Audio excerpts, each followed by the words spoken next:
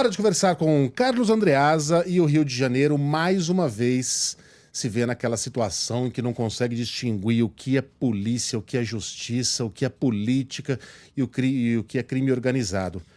Agora é o desembargador que mandou prender o ex-deputado TH Joias, que foi preso por vazar informações sigilosas da operação.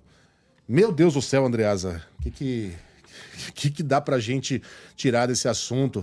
Essa operação tá rolando agora, tá, gente? Diga lá, Andreasa, bom dia pra você. Fala, Luiz Megali, bom dia, meus amores. É o Rio de Janeiro, né?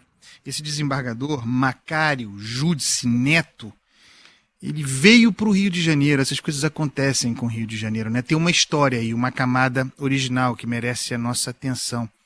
Ele era juiz federal no Espírito Santo e foi afastado pelo STJ em função de denúncias contra si de venda de sentenças. O tempo passou, ele foi aposentado compulsoriamente, depois reabilitado pelo Conselho Nacional de Justiça, reintegrado, portanto, digamos assim, ao quadro da ativa do juízo federal no Espírito Santo, e depois, Luiz Megali, no ano de 2023, promovido a desembargador federal. E aí vira um presente para o Rio de Janeiro. Ele vem para onde? Para o Tribunal Regional da 2ª Região. Vem aqui para o Rio de Janeiro como desembargador. Essa é uma história muito importante. Vejam a história do sujeito até chegar aqui. E sim, como você disse, ele era o relator do caso TH Joias. E aí surge uma triangulação.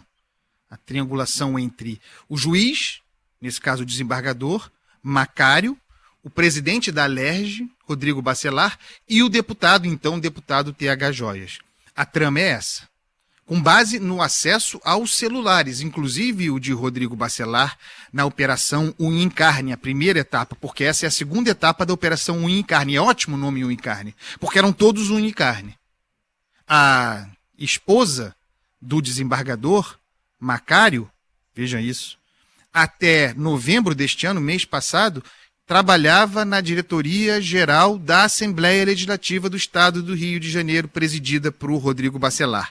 E teria sido, segundo as investigações, no jantar entre os dois, no jantar que reuniu Macário e Rodrigo Bacelar, portanto, o desembargador, relator do assunto TH Joias e o presidente da Alerj, em cuja gestão trabalhava a mulher do desembargador, no jantar entre os dois, o desembargador teria batido para Bacelar que a operação aconteceria. Então, um vazamento gravíssimo desde dentro do judiciário para o presidente da Assembleia, que, por sua vez, completando a triangulação, teria passado para TH Joias as informações, vazado o vazamento para TH Joias, e aí todas aquelas providências de obstrução de justiça, para o que colaborou o presidente da Alerj, então presidente da Alerj, deputado Rodrigo Bacelar, a razão por que ele foi preso preventivamente, obstrução de justiça, ocultação de provas e por aí vai. Então a teia cresce.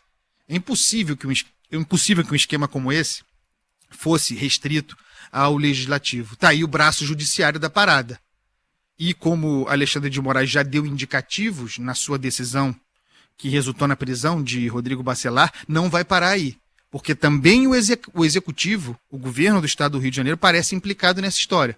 Por exemplo, nas gestões para que TH Joias, rapidamente, o deputado...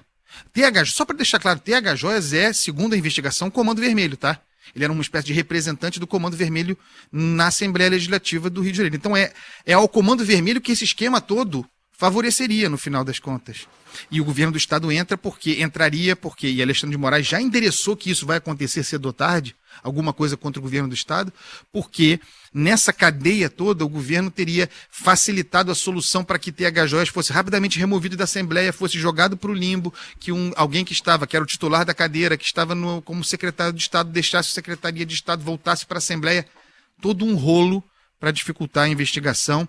Cenas dos próximos capítulos virão, certo? Mas a trama triste, degradante é essa. E eu fico muito me perguntando se a gente já passou daquele ponto de não retorno, se há solução para o Brasil. Veja, não estou colocando o Rio de Janeiro não, tá? Brasil. Porque todos nós, né, estamos dominados de alguma maneira pelo tráfico de drogas em alguma medida. Chicago jamais se recuperou de Al Capone. Jamais. Chicago, ainda que a lei seca tenha sido revocada, Al Capone tenha sido preso, o grupo criminoso de contrabandistas foi desfeito, porque não havia mais o que ser contrabandeado, ainda assim, Illinois, que é o estado em que fica Chicago, e Chicago são locais de grande preponderância do crime organizado até hoje. 4 governadores daquele estado, já foram presos, o que não é normal para padrões americanos. Algum dia nós recuperaremos, né, dessa praga que passou a nos assolar e parece completamente embrenhada, espalhada por todo o tecido social e por todas as instituições. É desesperador, sinceramente. Bom, É desesperador. E aqui, Megali, só uma nota, porque eu sou muito crítico, quando tem que ser, do trabalho do ministro Alexandre de Moraes. Nesse caso, são muitas provas. Nesse caso, há muitos fundamentos para que as operações aconteçam.